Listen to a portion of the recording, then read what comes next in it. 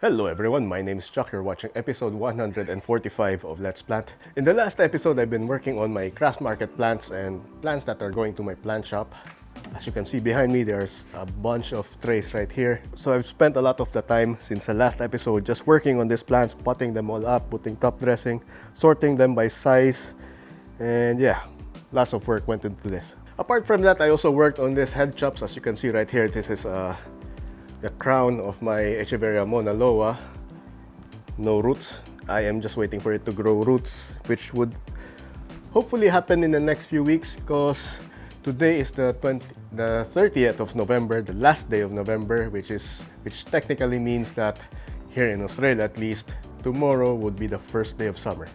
If you recall, Australia uses the meteorological system, which is based on the dates or based on the months rather than the solstices and equinoxes. So yeah. Now the thing about Echeveria and summer is that Echeveria tend to grow during the warmer months. So I'm expecting a lot of growth to be happening over the next few weeks, especially since I have these plants in the racks in quite a protected location, you know, a bit of shade.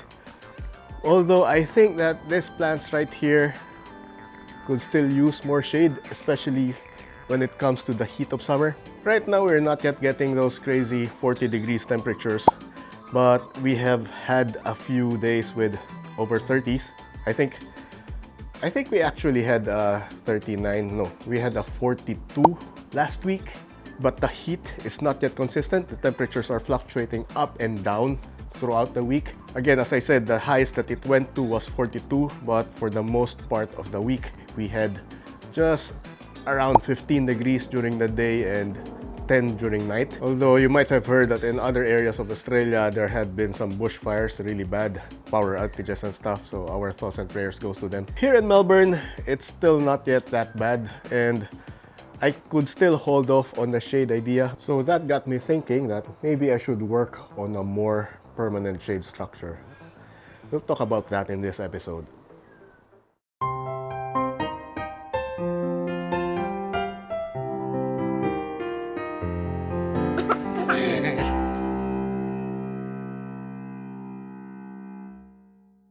So as I mentioned in the beginning of this video, we are not quite getting the summer-like temperatures that we are expecting, especially this time of year. It seems like, at least in Melbourne, we have been getting a lot of cold fronts, a lot of rainy days, and actually just this week alone, well, just this morning it was raining, and we are expecting another rain towards the end of the day or in early evening. So it's shaping up to be quite a wet weekend. And right now the sun is peeking in and out of the clouds. My plants are starting to stretch, as obviously you could see here. This one not doing so good. I might have to move this out more into the open, since this could definitely use sun, you know, to keep compact. I'll work on that in the near future. But speaking of outside, I think that I would need to work on my shade structures really soon, because although we are still getting some nice cool days this week, I am quite sure that in mid-December or late December we would be starting to get all of those heat waves, and this would peak somewhere around January and February. So I really want to be ready for then. Actually, this video was inspired by a comment by Julie Hughes on my daily Echeveria post. In day 573, I posted a photo of Echeveria Blue Metal by David Polgrain. She mentioned that she sent a screenshot of my post to David. David says thanks for acknowledging him as the breeder of the hybrid. He appreciates the credit for all of the breeding and effort they put into getting these to the market. He also mentioned that it is not the heat, but rather the UV level over 8.5 that affects the plant. As I said, it has been raining this morning, so we have this little drying rack out here under the alfresco. You know, hopefully these things would dry, and hopefully it doesn't rain for the next couple of hours, because we might want to move this out. Come along. In terms of plans, we're looking at my Patreon shrine. Most of you would be familiar with it, but for those of you who don't, my Patreon shrine is basically a tribute to all of my Patreon sponsors, those who have contributed to me in one way or form over at Patreon. Here's the link. It is basically a little display area where I place a bunch of plants under a specific theme, and I've been placing named plants, or rather some of the sponsors have naming rights. They have given nicknames to some of these plants here. Now these plants aren't doing so well. They've been subjected to lots of damage, fungal damage back in winter. They are recovering right now. As you can see, some of them have lost a lot of leaves underneath, although they are growing them back now. But otherwise, yeah, they're happily chugging along while the temperatures are nice, which is really good. But here comes the problem. Summer is fast approaching, and once we start getting lots of heat waves, these plants would suffer again. Well, most of these plants are hardy enough for summer. I've got them well exposed and they have thick farina. But some of the smaller plants, especially if I plan to, fill in the gaps a bit more or plant new plants in it, and the younger plants in particular, they are more susceptible to sun damage, to sunburns, and to UV. And this is why during summer every year I set up shade structures for my plants. You might have seen a few episodes about it, and it's close to that time of the year now. I usually have my shade structures set up right along the fence, covering the whole stretch. I am thinking of doing something different this year. I might be doing a permanent shade structure on top of the Patreon shrine. As for the rest of the areas, they would just be mainly shade cloth being suspended, tied over to posts or stakes or on the fence like I do every year. So I would have a structure quite tall, maybe about as tall as my neighbor's greenhouse right there. And it will stretch from the fence all the way to this area here. I haven't measured everything yet. Let me just grab my measuring tape. So I've got my measuring tape, and as I said, I'm thinking of creating a structure on top of this Patreon shrine. Of course, I'm going to start with a basic frame. I'm thinking of just doing a box on top of it, and I'll be covering the stretch of, I don't know, from this bowl all the way to this other bowl here. This is more or less 3.5 meters in width, and in terms of depth we are looking at maybe 1.8 to 2 meters. And as for supports, if we're just going with one piece of support, just have two posts on either side, one there, one right here, have them go up. This means that I would need a piece of wood that's 3.5 meters in length. I don't think it would be that easy, so there must be some way to break it down. If I do 3 posts, so there's one on either side and one in the middle, that would be perfect, because that means that I would only need half the length, just 2 strips of wood on either side, and they would meet in the middle where they are joined by a beam. That would give them some support, and that would probably be cheaper, or at least easier for me to transport, because having a really long length of timber would be hard to transport. In my car at least, I might be able to transport 2.4 meters. And I've been looking around at the Bunnings timber selection. They do have 2.4 and 1.8 and 3 meters and even 3.6. The problem is 2.4, that's really pushing it, and I might have to lay all of the seats flat while also having to twist the timber in such a way that it would be diagonal inside the car. So I might have to think about that. And in terms of height, I would definitely want it to be a lot taller than myself. That way I do not have to hunch down every time I view the plants. Because with my shade structure arrangement, with my temporary shades, I just put down metal stakes, and they do really go down, and they are only about this height. Not really ideal, because I would have to hunch down every time. So this time around I would want something really tall, something as tall as that. And if I go with a 2.4 meter post, then it would look something like that. But you have to remember that I would need to dig down and give it a bit of solid foundation. So I would have to dig down for each of the posts and pour some concrete in it. That way they do not move around, they do not fall over. And that means that there would be a bit of length that would be buried underground. With 2.4, let's say I bury around 0.3 meters or 30 cm. Yeah, this is 30 cm. I'm not sure if this is enough, or even maybe, yeah, maybe 400 would be better. If I do 400, I remove 400 off of the original height, and that means that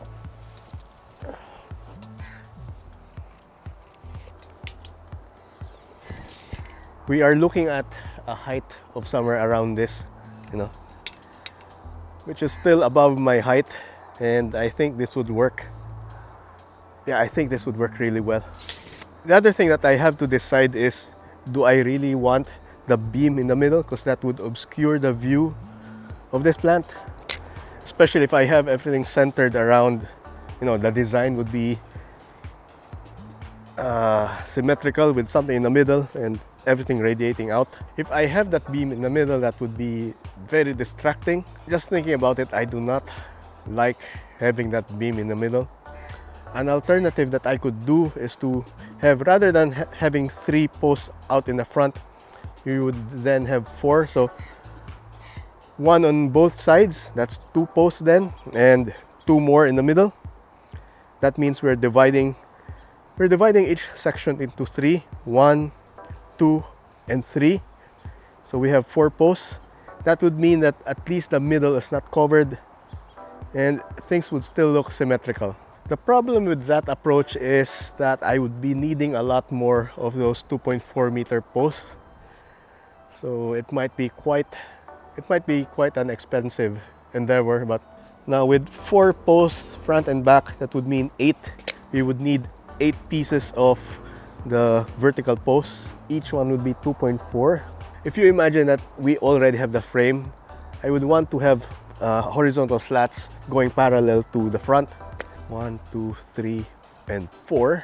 If I have a depth of 1.8 meters and I would go with maybe 5 divisions, 1, 2, 5, then that means that the spacing between each slat would be 36 centimeters. So something like this. Now we only need to work out how many pieces of timber I would need. We'd also need to connect the post from front to back, 1.8. And there's 1, 2, 3, and 4. 4 of the 1.8. So let me just write that down. So 2.4 meters, 2.4 meter posts, 8 pieces. Next one would be connecting the front to back, and we have 4 of those. So 1.8 meter, 4 pieces. And going horizontally, we would have 5 in 3 segments. It's 15. 1.2, 15 pieces. I got the list and we have to work out how much that would cost us. A design feature that I've been thinking for my greenhouse, or at least for my shade structure, would be that it would have hooks. That way I could just attach the shade cloth. Imagine there's a beam here and it has all of these hooks. I could just latch on the shade cloth, and that shade cloth would cover the rest of the garden, and that would go on either side. That would save me a lot of setup time every year. That way I do not have to drive some metal stakes on the ground every single time. It would be just plug and play. Yeah, I think this is definitely going to be a good idea. Another advantage of this little structure that I have in mind is that due to the horizontal slats, I would be able to add more hooks and hang even more hanging baskets on top. So at least that would give a bit of height on the design of my garden, because so far everything is on the ground. People have been telling me this on my videos for quite a while now, that I have to go vertical. So I guess this is me going vertical. So this next part is going to be a bit weird, but I'm going to design things in Minecraft.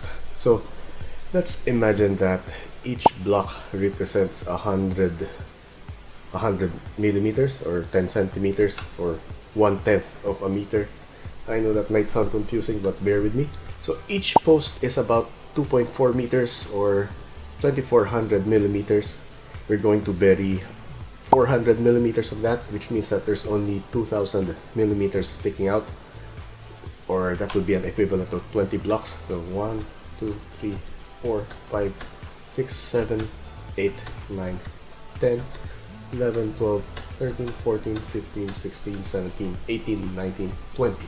So that is our first post, and we're done. So this is going to be the basic framework of what we are going to do. We have a stretch of 3.6 meters, and that's divided into 3 segments with 4 posts.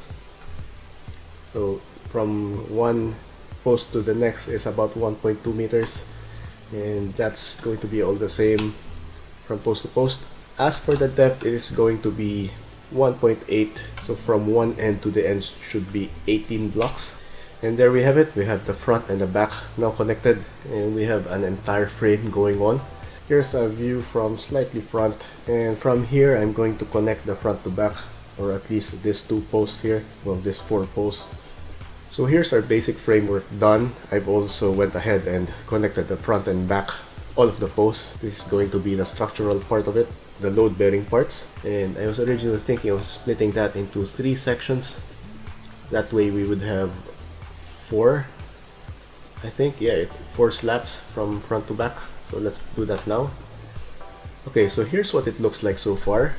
So the way that I imagine it is that, imagine something like this.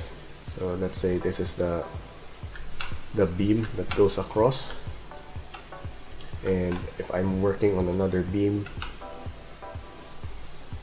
instead of having 2 of these lighter ones, what I would do is to chisel off a bit there, so they would be going together like pieces of a puzzle. So to visualize, I'm going to carve a slot like this on one of the slabs, and on the other one would be the reverse on top. So I would just put them together and maybe drive a nail through them. That way they won't move around so much. But at least having them this way means that by default, even without the nails, even without anything serving as an adhesive or joining them together, there would be a lot of friction, a lot of hold, and it would prevent them from just sliding off. But the more that I think about it, I think I'd like to extend some parts of the slats outside. I think visually it looks more pleasant.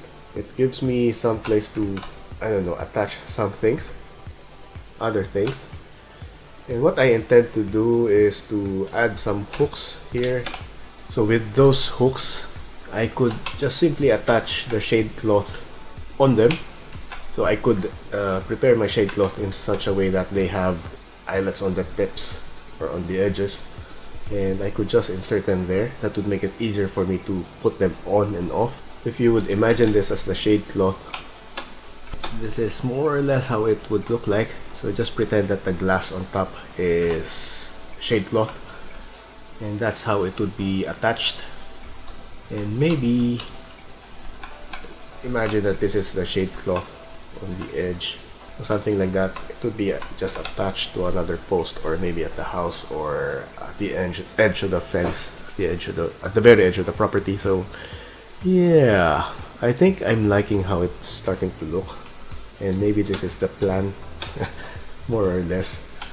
So let's see, we would have 1, 2, 3, 4, 5, 6, 7, 8 of the vertical posts, which the structural posts, which are each 2.4 meters. Then we would have 1, 2, 3, and 4 of the 1.8 meters. These are 3.6 but in 3 sections, so that would be around 1.2 each. 1, 2, 3, 4, 5, 6, 7, 8, 9, 10, 11, 12. You need 12 of the 1.2 meters, and I think that's it. Of course, the hooks, which I'm going to figure out at a later point in time, but yeah, I think this would be working. I like this plan. Let's go with this. And now that I have a very basic idea of the frame in mind, let's start looking at the prices. But after checking the prices online and crunching the numbers, it wasn't cheap. And now we are back in our Minecraft world. So this was our original design. Well, I tried modifying it, removing some of the posts, so the back would only have 3 posts and the front would still have 4, And I remove a lot of the structural stuff in between, hoping to cut down on the number of posts needed.